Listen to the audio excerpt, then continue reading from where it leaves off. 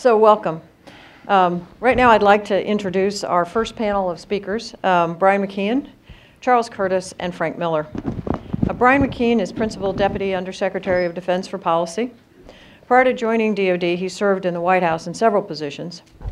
And prior to his executive branch service, he was chief counsel for the Democratic members of the Senate Foreign Relations Committee for many years, including during the Comprehensive Nuclear Test Ban Treaty debates. Charles Curtis is a senior advisor at the Center for Strategic and International Studies and was a founding president of the Nuclear Threat Initiative. During the 90s, Charlie served at DOE as the Undersecretary and later the Deputy Secretary of Energy. While at DOE, Charlie was deeply involved in President Clinton's decision to seek a CTBT. Finally, Frank Miller, currently a principal of the Scowcroft Group, served for over 30 years in the U.S. government. His service included 22 years at the Department of Defense, where he held several senior leadership roles during the 1990s when the U.S. was transitioning to a Stockpile Stewardship program. So with that, I would like to begin our questions today. So today, as we celebrate the success of the Stockpile Stewardship program, but its success, as we've heard from the Secretary, was not at all certain at the outset. One of the measures of the program, announced by President Clinton, was the annual certification process. Each of you have been involved in this process in some capacity to certify that our nation's nuclear weapons stockpile and all critical elements thereof are to a high degree of confidence, safe and reliable. Brian, Frank, is the annual certification process still valuable in your minds? Brian? I think it's definitely valuable. It's absolutely critical to keep the Secretary of Energy, the President, assured that our weapons are going to be effective should, God forbid, we ever need to call upon them. In my experience, although I don't know the current lab directors personally, lab directors are not shy.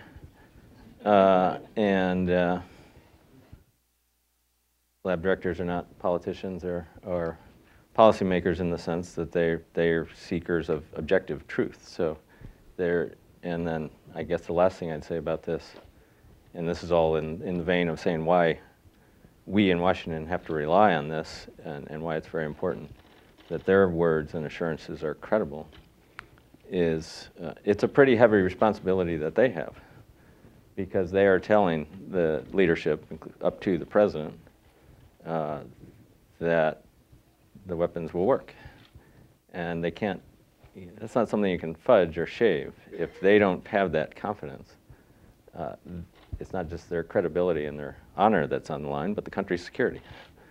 So I think it's an absolutely important process for assuring our deterrent, and at the core of deterrence, as Undersecretary Gadamuller said in the film, is an understanding on the part of our adversaries that the weapons will work. It's the core of our being able to assure our deterrent. And every time those letters come in to the department, and when I was in the White House previously, I can tell you they get very close scrutiny and examination. And I think it's a key part of the process, whether we ever have a treaty or not. I think absolutely, I agree with everything Brian said. It is an essential part of the process. One of the things that we have to do for the next 20 years, and maybe for the next 20 years, as the film indicates, is to ensure that we continue to do successfully what we've done for the past 20 years, which is to make sure, as Brian said, that the judgments of the laboratory directors are not influenced by political conditions. That's absolutely critical, and Washington needs to have a hands-off position extending out into the future. I'd also like to just take a moment to, as we celebrate today the Stockpile Stewardship Program and its scientific advances, I think there was also a huge policy success in the beginning, in the inception of the program, because it's no secret that there were people in the Clinton administration who sought through the CTBT to erode our confidence in nuclear weapons in the hope that the nuclear weapons would go away. And so there was a large group of people in DOE and in other places who convinced the President that, in fact, even as we went to a CTBT, that the deterrent was essential and that the Stockpile Stewardship Program was the means by which we assured that deterrent into the future. So it was a huge technical success, helped in part by a policy success. So Charlie, you were part of that process, as well as part of some of those early certification processes that demonstrated the importance of the capabilities at the laboratories. So when you look back in your involvement in that, what are some of your thoughts with that process and that early decision to ensure the reliability of the stockpile? And how would you provide guidance and thoughts to the next administration on how they should go forward for the next decades? Ernie said in his remarks, and I would repeat, that the key to the success of this program was a commitment to sustained and assured funding for the development of the means to retain confidence in the stockpile over time. So the link between that funding commitment, which was originally at $4.5 billion over 10 years, for each of 10 years, a rather modest amount compared to today's funding levels. But the importance of that commitment was essential to the success of the program, and to the laboratory director's judgment that they could, in fact, see the possibility of maintaining the stockpile indefinitely without a resumption of testing. Now, it's always been a great challenge, not only, and I'll go back to something else the Secretary mentioned. I served on 2 congressional appointed commissions to deal with the question of maintaining and refreshing the essential talents that are necessary to the stewardship function. That is, as we often refer to it, the most critical limited life component of the system. That has been a remarkable, I think, outcome of the success of the stewardship program to date, because we worried significantly about our ability to attract and refresh over time to a stockpile duty, stewardship duty, and that has been one of the most successful parts of the program, that the laboratories are refreshed with enormous talent. It started out being the most significant science enterprise in the world, science and technology enterprise in the world, and now it's even stronger than it was in the days that I was there. So getting the commitment of resources entwined with the commitment of the scientific challenge was key to the success of this program. I believe it saved the laboratories, because I don't think that funding commitment would have been there unless it was linked with the CTBT, such as the politics of the Congress. But we always sold it on one significant observation, and that is, to be an effective steward of the stockpile, you had to assume that the political system would withdraw the capacity for testing at any given time, even if had it been restored in 1993 as proposed. So you had to design a system that would work in the absence of testing, and that's what was done. And I had a long, interesting conversation with Vic Reese yesterday, because I'd lost track of some of the progress of this program and its remarkable achievement, and the laboratories and the department leadership should take great credit for what's been done.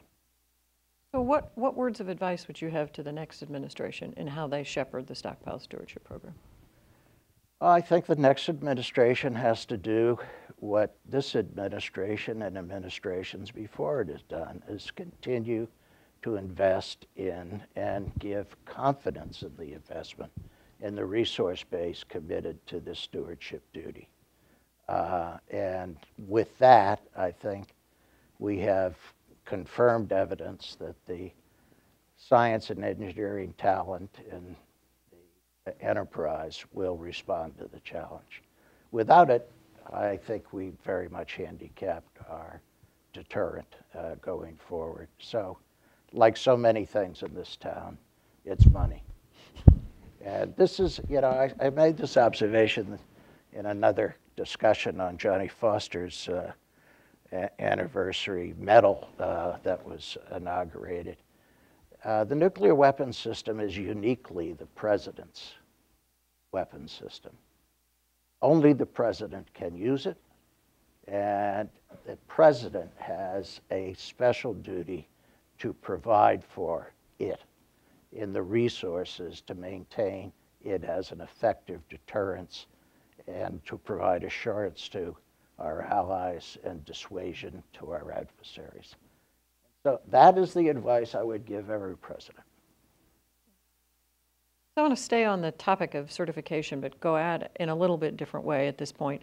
When President Clinton submitted the Stockpile Stewardship, or submitted the Comprehensive Test Ban Treaty to the Senate for consideration, it went with a series of safeguards. One of those safeguards was, in fact, the Stockpile Stewardship Program.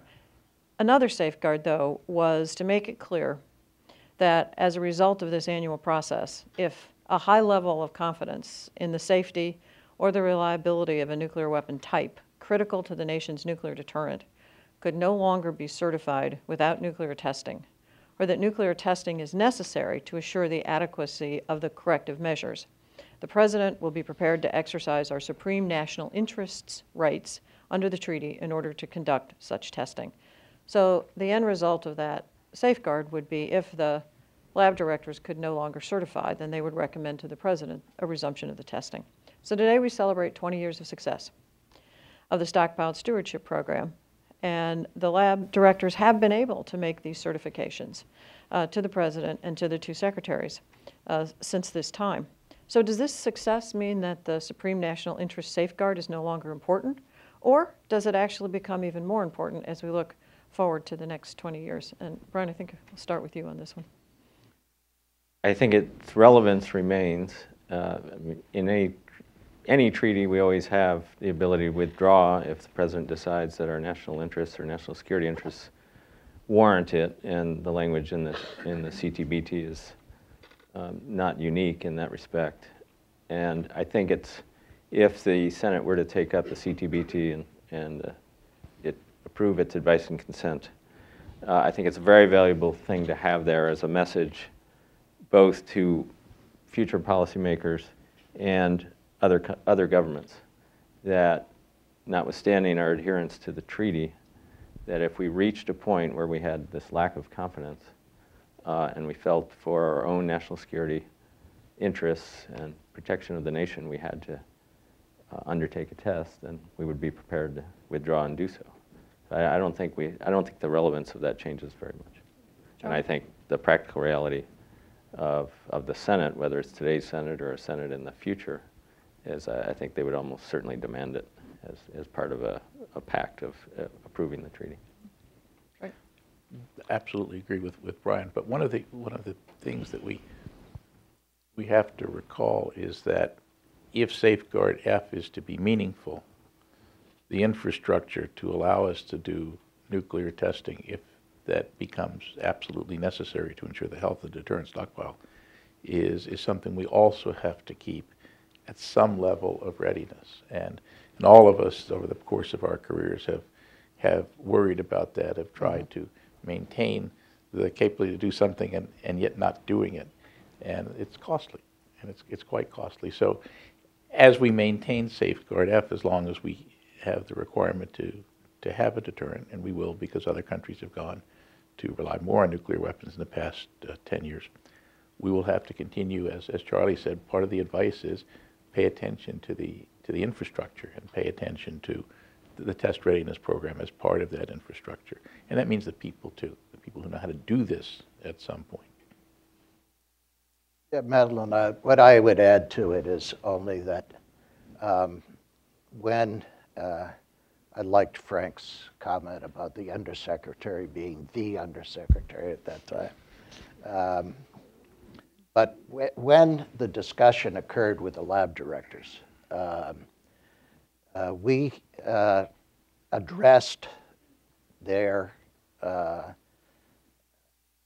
concerns in a series of very specifically laid out safeguards that would accompany the commitment to a CTBT. Joan Rolfing and Steve Andreasen, who was then in the White House, and I worked on those, and then they became embodied in the president's announcement on August 11th. They provide specifically for what Frank just said, the maintenance of the capacity to return to testing should the treaty boundaries no longer apply. Now, they might not apply simply because some other state broke the bonds of practice as they are now, and a decision is taken to resume testing by declaring a supreme national interest to do so. So you have to maintain those test capabilities, and it is always an issue with our Congress. I mean, as you saw in the film, there is some pretty fancy stuff that is devoted to this task, and it's expensive because it's all one-off. You know, it doesn't have the Henry Ford assembly line economies of scale.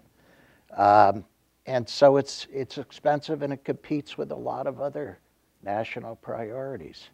And in order to make this sustained investment, you need both a certification process and you need confidence that these investments are well made on behalf of our national security.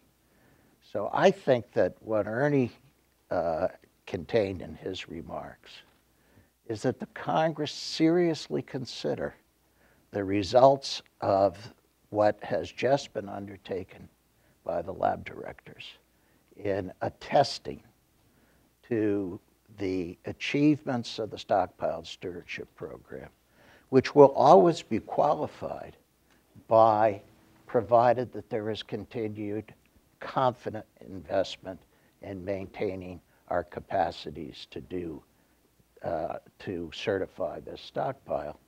That I would love to see that presented to the Congress now, not in the context of voting on a CTBT, but in context of restoring the confidence in the Department of Energy and the Stockpile Stewardship Program's capacity to deliver on this commitment. I think that would be important for the resource management of the enterprise, and I hope it takes place. So Frank, in October of '97, the CTBT had been submitted to the Congress, but there was a long period of time where there were no hearings. And then finally in '97, Senator Menachie, who at that point was the chair of the Energy and Water Subcommittee, held the first hearing on the Comprehensive Test Ban Treaty. And you were a witness at that hearing. And you were serving in your capacity as the acting Assistant Secretary at the Department of Defense for National Security Policy. And during that hearing, you said, the CTBT is an important element of the administration's approach to nuclear security in the post-Cold War, and that it is in the national security interest of the United States. So here we are today, many years later. And how would you characterize the value of the CTBT today? Is it still in the national security interest? Well, first I want to congratulate you for finding that statement. Second, nothing ever gets lost. Second, I want to point out that was the administration's position, and as I always used to preach to my people, still believe today, you know, if you take the king's shilling, you do the king's bidding.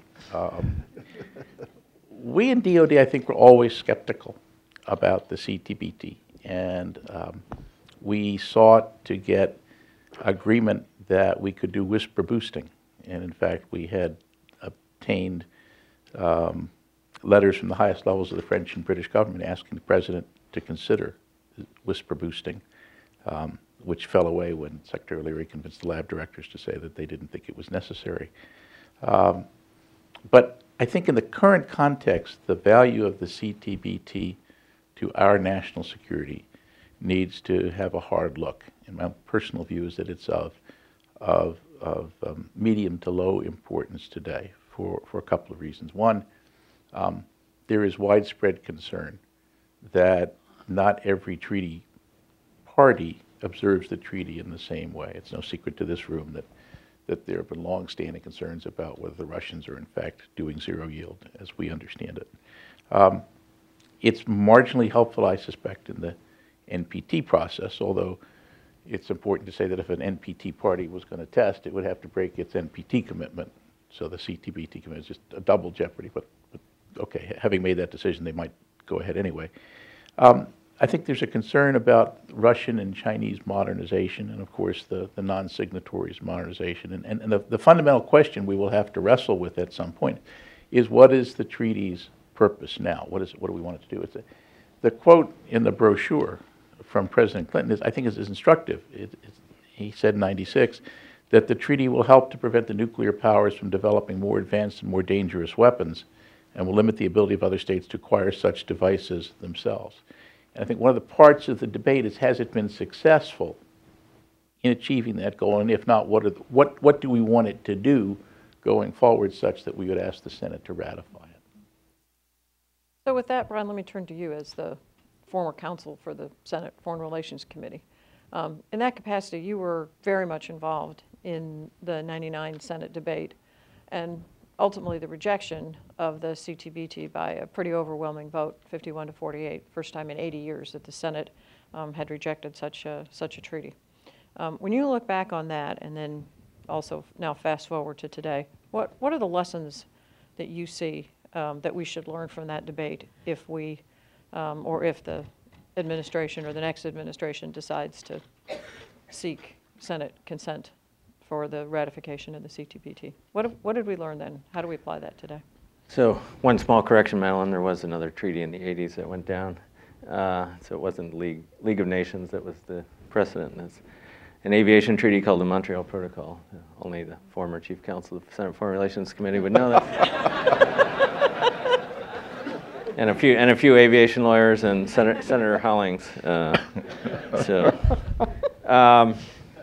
think the first lesson is you got to get 20 more votes.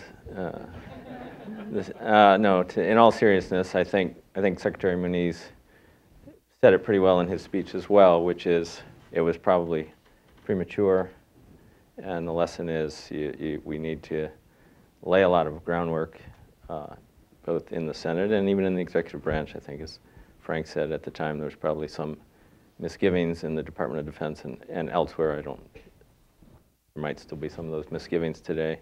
I don't hear them, but they may be there. But I think there's just a lot of spade work to be done. As the Secretary pointed out, there were two critical things that were quite in the early days, stockpile stewardship and the IMS. And so we were asking the President, senators who supported the treaty, were asking senators to take a little bit of a leap of faith that this was going to work, and that the money would be there for stockpile stewardship, and that the science would succeed, and that the IMS would be built. So it was, as Secretary Muniz said, it was quite reasonable positions that those who voted against the treaty took. The one thing that I, looking back, reflected on, and to prepare for this, I went back and looked at some of the debate from October of 1999, and Senator Biden said something similar at the time, which was, it was an interesting dichotomy of views about the science on this issue and missile defense. So if you remember at the time, the Rumsfeld Commission had come out with its report around that time. The folks who controlled the Congress, that is to say the Republicans, were pushing the National Missile Defense Act. I forget what it was called. And most Democrats, it's fair to say, were not enthused about this. And so you had one party quite believing that you could hit a missile with a missile, no problem. And one party saying that that's going to be a hard challenge to reach. And then on this issue, you had one party saying, we believe the scientists, they can sustain the nuclear stockpile without testing. Won't be no problem, but they can do it. And another party saying, not really sure about that. So it's an interesting dichotomy of views, and my takeaway from this is now 20 or 16 years later, and having seen progress in both fronts, is don't bet against American scientists. Nice. I guess the other thing I would say about the lessons is with any treaty, but particularly an arms control treaty or a security treaty, there are so many people paying attention closely in the Senate and in the broader public arena than is the case with most other treaties that the Senate works on. That it really takes a major investment, both in the executive branch and in the Senate, of time, energy, will. And, you know, candidly, it was a little bit rushed, and I don't think we had that investment lined up in terms of the preparation of the environment, if you will, to use a military term, to really be ready for the full-throated debate. So those were hard-earned lessons, and I don't know when people will learn from them and we'll go forward a second time, but hope to be around when it happens. Madeline, could I just add, I think trust is so important to this whole equation. When Secretary Moniz came in, I know he saw as one of his principal missions was to regain the trust of the Pentagon in the Department of Energy, and through his appointment of Frank and you, as he included in his remarks, and the continued investment and success of this program, I think there's been very substantial strides to address that trust issue with the Department of Defense. And for that matter, to go back to, I think I see many uniforms in the crowd. I think that there is a continuing obligation on the department and NNSA to share with the Department of Defense the success of this program, and to reinforce the trust that has been developed over almost 4 years of this leadership team, 3 years of this leadership team. It's essential to go forward in any direction on this. I mean, they are the customer, if you will, and the department owes them the duty of developing a higher degree of trust than existed when I was at the department, and I think much of that has been achieved. Trust in the Congress is probably the most hard to achieve of all of the important elements. It confounds the management of the laboratories, the lack of trust, and it confounds the civilian leadership of the department. How to restore trust from the Congress in what has happened here is a very significant challenge to the civilian leadership of this department, and I think you're taking important steps in that direction, but that's a journey not yet completed. So it is an interesting discussion as how do you take this going forward, because not only has it been a long time, but the entire makeup of the Senate has changed completely. So somewhere on the order of 16 senators are left who actually participated in that debate and voted in that debate. And so, all of you obviously had some role in this debate. Maybe I should even include the Secretary in this one, as in his former capacity, sitting behind Secretary Richardson as a witness at one of those hearings. but you know, there is a big education process, and so what are a couple things that, if there is a decision to pursue this treaty in the future, how do we ensure a different outcome? What are a few things that can be done if you really want to pursue this treaty, Frank?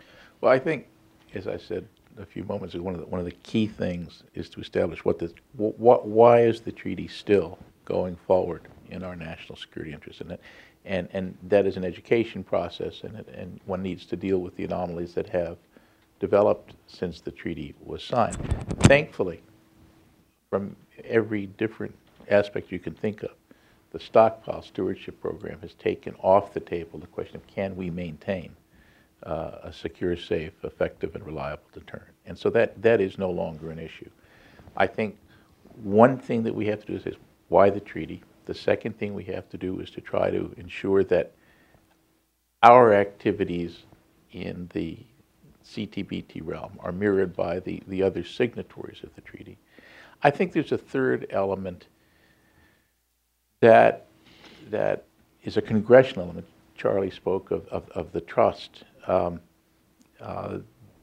There are some members of Congress who strongly distrust the Department of Defense, Department of Energy in developing new kinds of weapons. There are prohibitions against developing new kinds of weapons. If the Russian Federation and China and the non-signatories are developing new types of weapons, you have to ask, why does this prohibition exist? And it's all part of the big picture in terms of going forward to have a CTBT. Why are we imposing restrictions on ourselves which others are violating? So I think that's part of an overall debate that needs to take place, and there's a great deal of education that needs to occur. Brian, either of you? Well, I mean, the smart-ass answer to this is you have to have a solid vote count before you present it to the Senate again. I think Frank alluded to one issue is we are in a situation of essential treaty compliance in the United States de facto. And is there any benefit from making it de jure, a legal treaty that is binding and takes effect? This comes into effect by being adopted by other nations. You've got to make that case. There is an issue, a very important one, in terms of the definition of what it means to have a no-yield testing.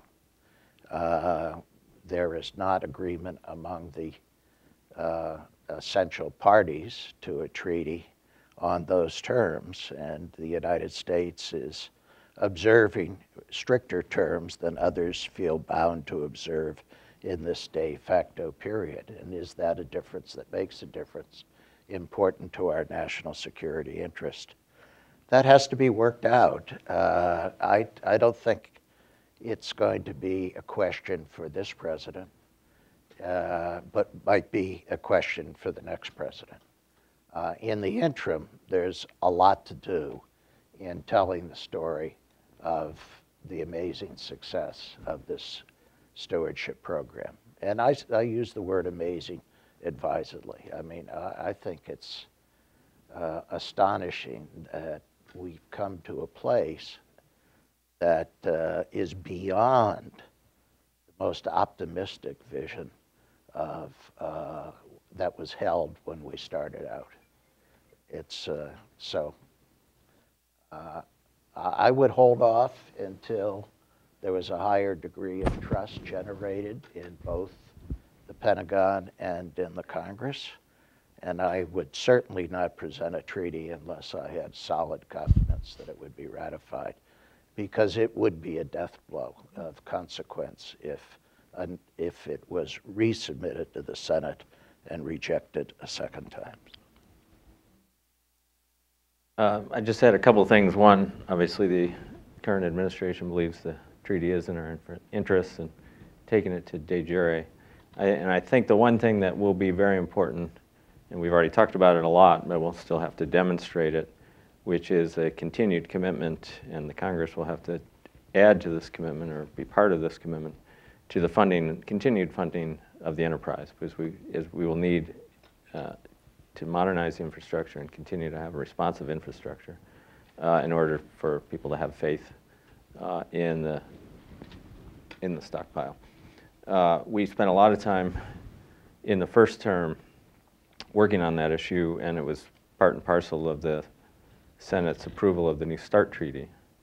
And we worried a little bit at the time, as we were thinking about CTBT as a possibility, that we were spending all the money on New START and there wasn't going to be anything left to bargain with the Senate on for CTBT.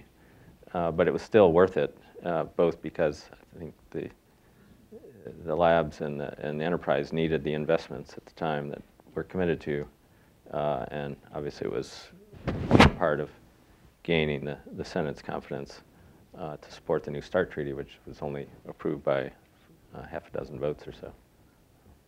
Could I just, Please. first of all, endorse everything Charlie and Brian said. The second, just to clarify something I said, just because other nations are developing new nuclear weapons doesn't mean that we need to go out and do that foolishly. Things like robust earth penetrator, no. However, I think the presumption in the Hill that developing new weapons is per se bad and destructive of the international security environment while other nations are doing the same thing points to a problem in the general debate. And this is in the round. I mean, this is like you have to, a consideration of the CTBT, if it comes back up, has to consider all of these kinds of questions. And it's part of it's the Congress's own attitude towards advanced research and designs. So later on this morning, the lab directors will be on another panel, and I presume they'll focus a little more on the science. And obviously, you are all primarily representatives of the policy community. So one of the challenges, I think, in many respects, one of the challenges the last time was how do you translate the science to the policy community? And I know, having also lived through some of that debate, there was very much a perception that somehow the Stockpile Stewardship program, which had been advertised initially as a 10-year program, would be like flipping a light switch. You know, at the end of 10 years, flip the light switch, perfect science program, now we can move on. And obviously that's not it. It's a continually evolving program. But in your all's views, if we go back to this, how does the policy community interact successfully with the science community to be able to bridge that gap so that there is some understanding, since the bulk of the Senate obviously is not, they're not physicists, and they tend to be more on the policy side of life. So how do we bridge that gap? You can start out with what Brian said. Okay, Brian. You don't mess with American scientists. I think the dichotomy, the dichotomy of which you spoke is fascinating. It ought to be a lead in any discussion. I think the political beauty of the Stockpile Stewardship Program is that it's basically taken that part of the debate off the table. I think any debate on CTBT will be on the other kinds of issues to which I alluded. But I think that the brilliance of the program and going forward provides the kind of confidence that the policy community can convey to the Hill. I hope you agree. I think it's still a problem. I don't think our Congress does science. And not here, not in a lot of areas. And that's why I emphasize trust. They have to acquire trust by other means than understanding the science. And that is through intermediaries whom they trust.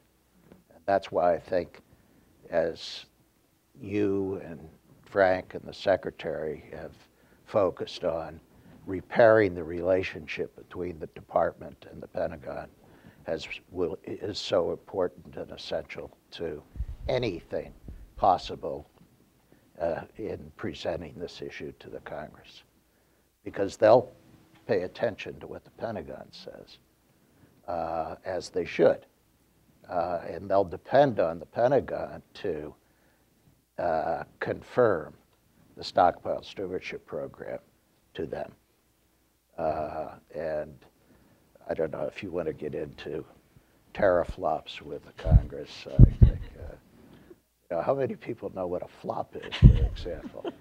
I do exploding not. I do operation not. per second.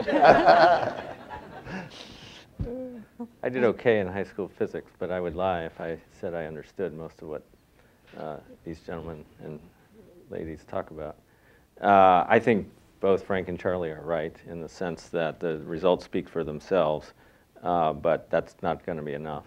I think there's a general trust factor within our government now, just the distrust between the branches and the parties and loss of faith in government institutions. That's there, we can't deny it, so we have to deal with that. And then, as Charlie said, the DOE-DOD relationship, which I think right now is quite good, at least as I see it in the Nuclear Weapons Council. And so the military, uniform military and the civilian leadership can help be the validators for what the Department of Energy is doing on behalf of the nation and on behalf of the Department of Defense. So I think that's the key. So we've talked a little bit about other countries, modernization programs of other countries. But one of the other elements of the initial CTBT was that entry into force wouldn't occur until 180 days after ratification by all 44 of the states listed in Annex 2. And we could spend an entire day debating on what the probabilities of some of those states, specifically maybe India, Pakistan, Israel, others, it really is in terms of ratification. But so just setting that aside for a moment, or you certainly can speak to it if you want. But the one question I would ask, particularly of Charlie and Frank, being outside the government and looking at the government, is does the lack of U.S. ratification of the CTBT, does it play a role? And if it does play a role in the lack of ratification of the treaty by all of these 44 countries, what is it that the U.S. Could do short of ratification to begin this long-term process, if it's ever possible, of ratification by the other 44 countries? Well, okay, so I think, to some small degree, it plays a role with respect to some of the major signatories. I think the larger problem that you raise is one for the whole non-proliferation community, and we need to decide how we're going to treat states like India and Pakistan. If you go to the Orthodox, they're outside. When they declare that they're getting rid of their nuclear weapons, we'll welcome them with open arms, and we all can go forward. That's not going to happen. So the question is, how do we devise a mechanism to have them somehow inside the tent, if not inside the NPT? And then I think if you can square that circle, then I think the ratification question becomes a lot easier. And I don't know, as Charlie and Brian pointed out, since we're de facto agreeing to the treaty, complying with the treaty. I don't know that the U.S. de jure ratification makes that much of a difference. I think the importance of the U.S. position here is its influence on others to maintain a voluntary moratorium on testing. One of the national security benefits of this is, to the United States, is, I'll tell you a little story that illustrates it, is in '95 I went to Azimut 16, or Viniyef in Saratov, which is their Los Alamos in the Russian Federation. And they, to a person, the Russian scientists were very, very concerned with their ability to maintain their weapon system without testing. And they knew they did not have the resources and could not command the resources that we were going to invest in stockpile stewardship. And this was, they saw this as an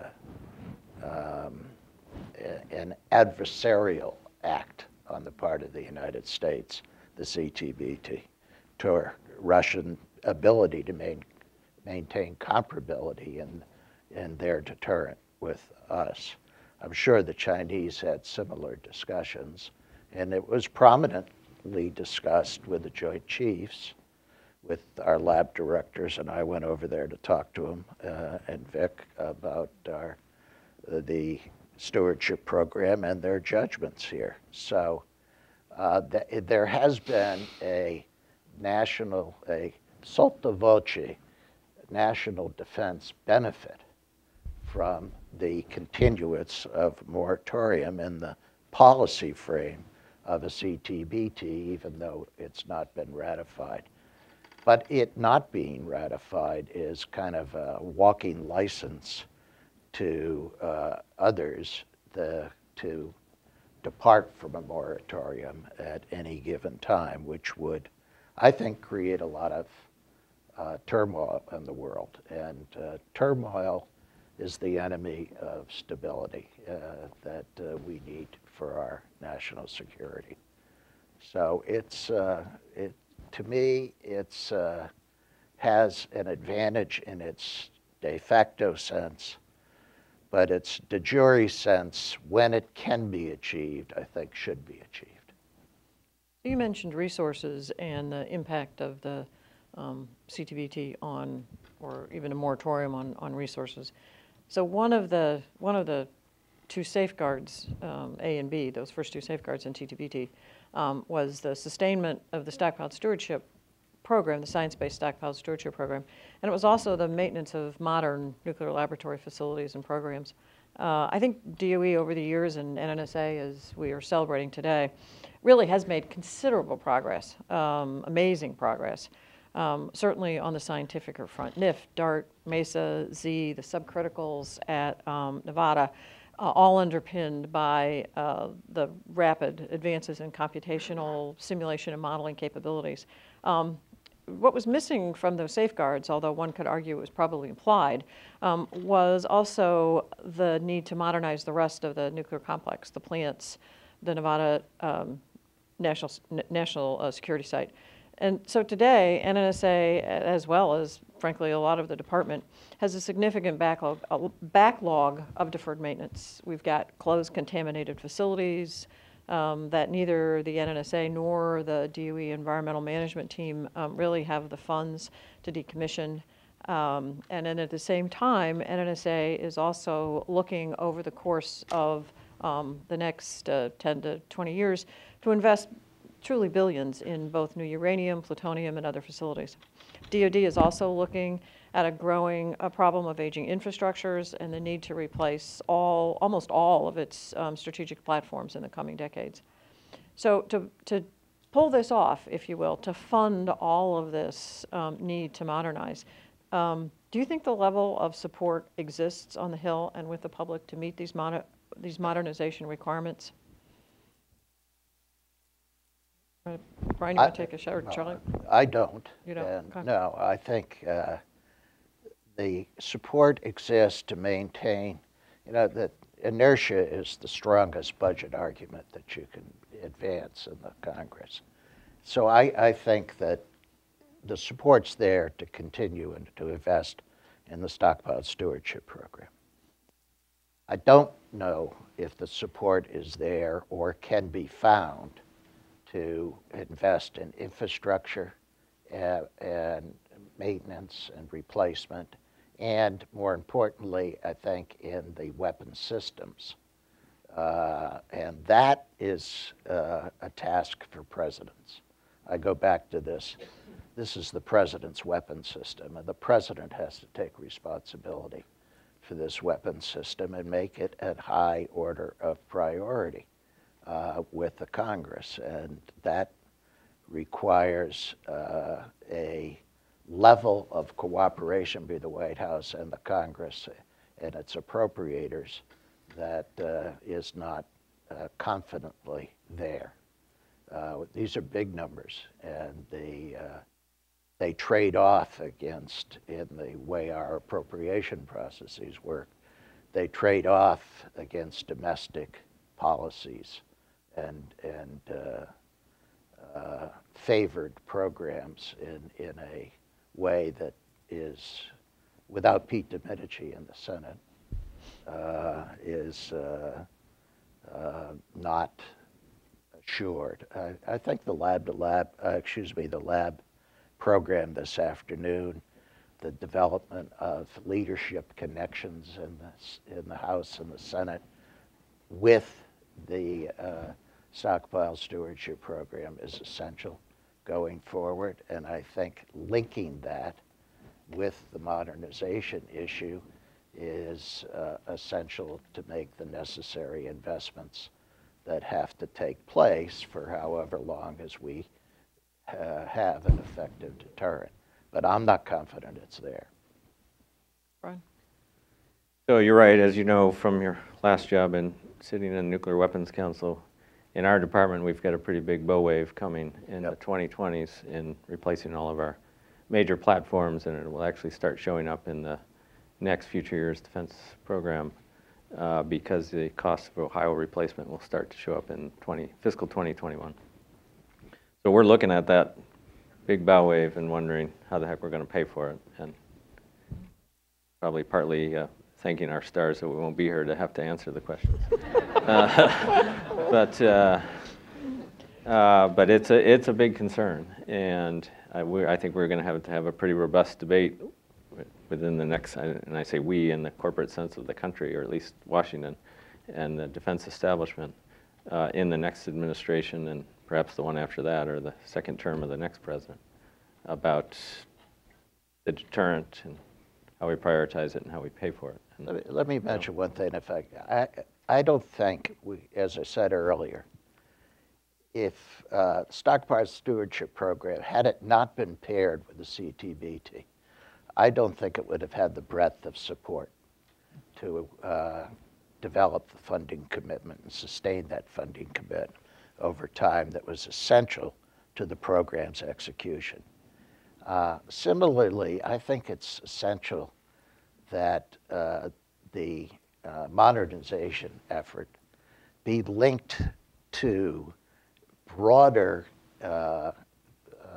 necessarily related activities like the nonproliferation activities that the department and the laboratories are engaged in. And you know, this broader concept, these discussions usually invoke Eisenhower, but Eisenhower's great worry was with the development of the atom that its beneficial uses be exploited so to the benefit of humankind, so that its destructive elements do not stand uniquely and alone against human progress as a threat to human progress.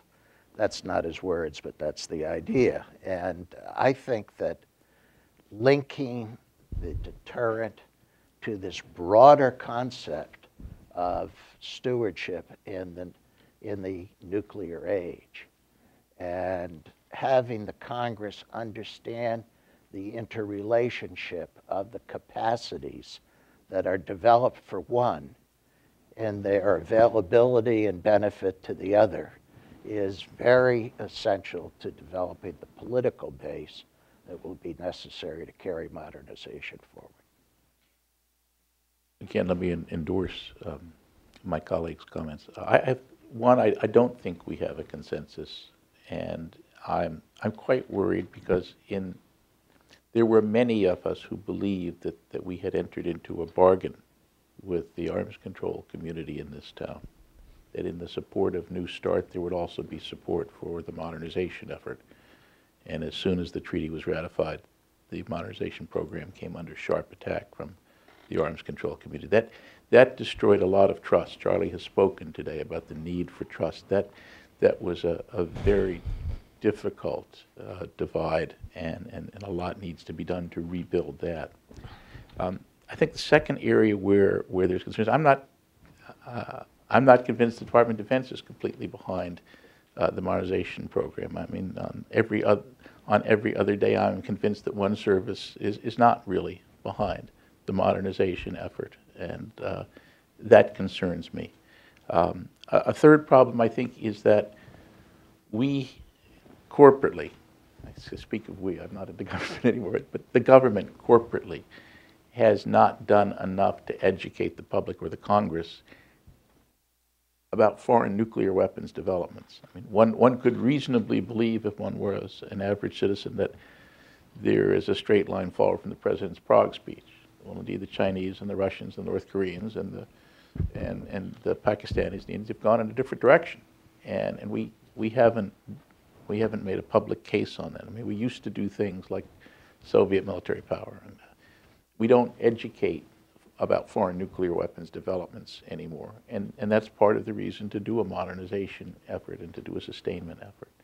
And finally, I think I'd come back to, again, a point Charlie made. These weapons are uniquely and distinctly the president's weapons, and it requires presidential leadership. If you look at the national security strategy, the latest version, I think the only thing that's said about nuclear weapons is that we continue to move, we continue to desire to move to the total elimination of nuclear weapons. Well, a document like that has to say something, too, about we also need to invest a fair amount of money to modernize infrastructure in the Departments of Energy and Defense. And it comes from the top. It has to come from the top. So I am very worried about a lack of consensus on modernization. Well, I want to thank you all very much for your comments, your thoughts, your insights, particularly as we figure out how do we go forward. And so in closing, would just ask any of you if you have any closing comments for a minute or so, or any additional thoughts you want to add? I just want to jump back quickly and Sure. build on a little bit of what both Frank and Charlie just said. It may have seemed incongruent for a president who gave the Prague speech to have made so many investments in DOE and NSA in the first term. And we thought they were not incongruent, and there's a speech the vice president gave in 2010 that I would commend to you that made that argument, and it was, as you said, it was to bring two communities together, in essence. As we were going down, we had to have the assurance of responsive infrastructure, and I think the administration has maintained that commitment to it. What changed after the New START treaty was the political changes in this town that led to the Budget Control Act and the ongoing fiscal wars that we're going to see another round of this in the next couple of months. And, so that's our political system. I'm not imposing a value judgment on it. It's just the reality that we have right now, that's going to be our biggest challenge, is the fiscal debates between the two branches and between the two parties that will be the major constraint on our ambitions for both departments in this area. So we've all got a big challenge in front of us, whether we're in the government or not, to continue to persuade people of the importance of these missions. I'd just say, I think Brian said it better than I could. That's the essential linkage that will carry the day and will sustain the program. So I'll associate myself with the gentleman's remarks. Well, thank you. Again, I do appreciate it. We'll take a very short break right now and reconvene at 10:15.